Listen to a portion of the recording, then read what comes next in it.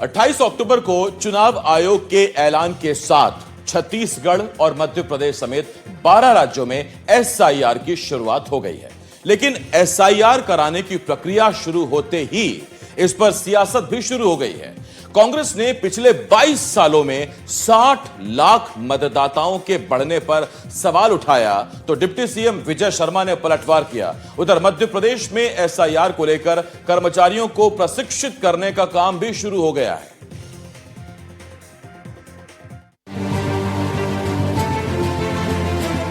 छत्तीसगढ़ में एसआईआर को लेकर कांग्रेस और बीजेपी में सियासी तलवारें खिंच गई हैं।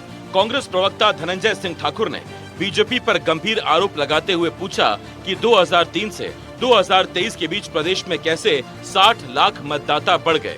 उन्होंने 2003, 2008, 2013 और 2023 में कितने नाम जोड़े गए और कितने नाम काटे गए, इसका आंकड़ा सार्वजनिक करने की मांग की है।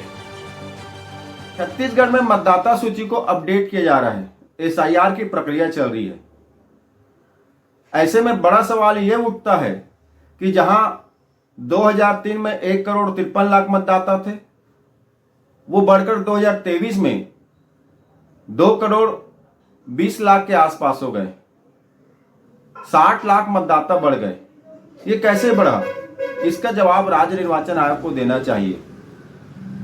और 2008, 2013, 2018 और 2023 में जो मतदाता पुनरीक्षण का कार्यक्रम चला था, तो इन समय में कितने नए मतदाता जोड़े गए, कितने मतदाताओं का नाम काटा गया, 18 साल की उम्र वाले कितने मतदाता थे जिनको मतदान का अवसर मिला, बाहर से आने वाले कितने लोगों का नाम जोड़ा गया, इसका डाटा निर्वाचन आयोग को सार्वजनिक करना चाहिए।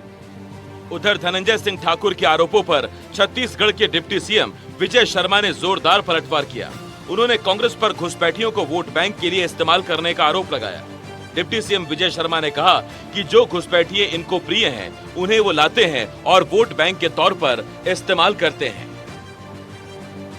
जो घुसपैठिए इनके प्रिय होते हैं, इनके कारण ही ये कुछ बढ़ता है। अन्य जो नए वोटर होंगे वो देखा जाएगा। एक व्यक्ति के अनेक स्थान पर, जैसे रायपुर के में जिनका वोटर लिस्ट पर नाम है, उन्होंने जाकर के पिछली बार कवर्धा में, मैं पिछली बार आपको बताया था पूरी बात, अभी भी पूरी जानकारी मेरे पास है। इस पर कानूनी प्रक्रियाओं की तरफ भी लोग आगे बढ़ रहे हैं। कवर्धा में जाकर अपना नाम जुड़वा लिया। एक व्यक्ति का 3 स्थानों पर नाम, ये अभी मेरे पास डॉक्यूमेंट में है। एक व्यक्ति का, दूसरे व्यक्ति का फिर से 2 स्थानों पर नाम, फिर तीसरे व्यक्ति का 2 स्थानों, अनेक स्थानों पर नाम जुड़वाने की प्रक्रिया जो कांग्रेस अचानक करती है, जिसका उपयोग बाद में करती है, घुसपैठियों के माध्यम से वोट बैंक बनाने का काम कांग्रेस करती है। एक बड़ा कारण उसमें यह है। दूसरे कारण अन्य भी हो सकते हैं। इसी के कारण एसआईआर किया जा रहा है। एसआईआर पर सियासत सिर्फ छत्तीसगढ़ में ही नहीं हो रही, बल्कि मध्य प्रदेश में भी वार पलटवार का दौर जारी है। नेता प्रतिपक्ष उमंग सिंघार ने एसआईआर के बहाने बीजेपी पर साजिश रचने का आरोप लगाया है, तो धार्मिक एवं पर्यटन मंत्री धर्मेंद्र लोधी ने पलटवार किया और कहा कि विपक्ष के पास कोई मुद्दा नहीं है।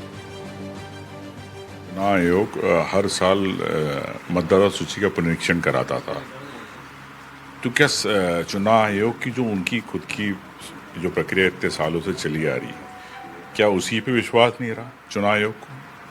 चुनाव आयोग बताएं। एसआईआर हो रही है, में आप पुनः गहन परीक्षण कर रहे हो, तो गहन परीक्षण क्या, नाम कटाने का परीक्षण है, ये मैं कह सकता हूँ।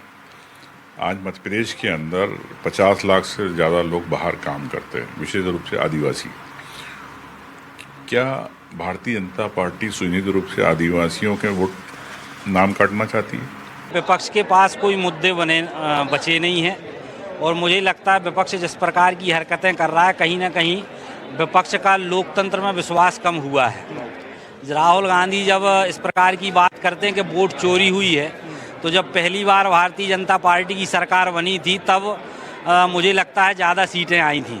दूसरी बार जब चुनाव हुआ तो कम सीटें आई। अगर ये कुछ गड़बड़ किया होता तो सीटें 400 पार जाना चाहिए थी। तो कुल मिला के ये लोग, जनता इनको नकार चुकी है, लोकतंत्र में इनका विश्वास खत्म हो चुका है और ये खिसियानी बिल्ली खम्मा नोचे की तर्ज पर ये लोग काम कर रहे हैं। एक तरफ मध्य प्रदेश और छत्तीसगढ़ में एसआईआर पर वार पलटवार जारी है, तो दूसरी तरफ एसआईआर कराने के दौरान क्या क्या सावधानियां बरतनी हैं, कैसे एसआईआर को संपन्न कराना है, इसको लेकर मध्य प्रदेश के आगरमालवा में जिला स्तर पर निर्वाचन कार्यालय एसआईआर को पारदर्शी और सफल बनाने के लिए 607 मतदान केंद्रों के बूथ लेवल ऑफिसर को प्रशिक्षित कर रहा है, ताकि एसआईआर के दौरान कर्मचारियों और आम मतदाताओं को किसी तरह की परेशानी न हो। वो गैर वाजिब मतदाता है जिसका मताधिकार नहीं है, लेकिन वो सूची में किसी तरह से जुड़ गया गलती से, तो उसको हटाने के लिए यानी कि पूरी प्रक्रिया जो है मतदाता की जो सूची उसको पूरी तरह से पारदर्शी बनाना और मतदाताओं का जो अधिकार है मतदान का उसको बूथ लेवल तक ले जाके पूरी तरह से करवाना है। उसका उद्देश्य यही है। वो जिस तरह से बिहार की सफलता मिली है, जैसा बताया गया बिहार में एसआईआर की सफलता हुई है, उसी को ध्यान में रखते हुए पूरी जो है अभी 12 नए राज्यों में भी इस तरह का एसआईआर की प्रक्रिया शुरू हो रही है और कोशिश यही है चुनाव आयोग की कि किसी भी तरह से चुनाव की पारदर्शिता जो बनी रहे। आगरमालवा से कैमरा सहयोगी सुमित जादव के साथ जफर मुल्तानी, एनडीटीवी।